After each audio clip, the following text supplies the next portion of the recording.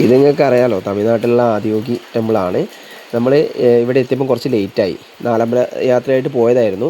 നമ്മൾ മരുതമല പോയി അവിടുന്ന് തിരിച്ചു വന്ന് ഇവിടെ എത്തുമ്പോഴേക്കും 8 മണി കഴിഞ്ഞിരുന്നു. 7:20 ഇവിടെ ലേസർ ഷോ സ്റ്റാർട്ട് ചെയ്യുക. 7:40 വരെയാണ് ഉണ്ടാവുക. നമ്മൾ എത്തിയപ്പോൾ 8 മണി ആയതുകൊണ്ട് കാണാൻ പറ്റിയില്ല. ഇവിടെ ഒരുപാട് ആക്ടിവിറ്റീസ്, യോഗയൊക്കെ ആയിട്ട് ബന്ധപ്പെട്ട് ഒരുപാട് ആക്ടിവിറ്റീസ് ഉണ്ട്. അതേപോലെ ഇതിൻ്റെ ഉള്ളിൽ ഒരുപാട് കാഴ്ചകൾ കാണാനുണ്ട്. നമ്മൾ എത്തിയപ്പോൾ തന്നെ ഇവിടെ ഗ്രൗണ്ടൊക്കെ ഏതാണ്ട് ആളുകളൊക്കെ തിരിച്ചു പോയിരുന്നു. ഗ്രൗണ്ടൊക്കെ കാലിയായിരുന്നു.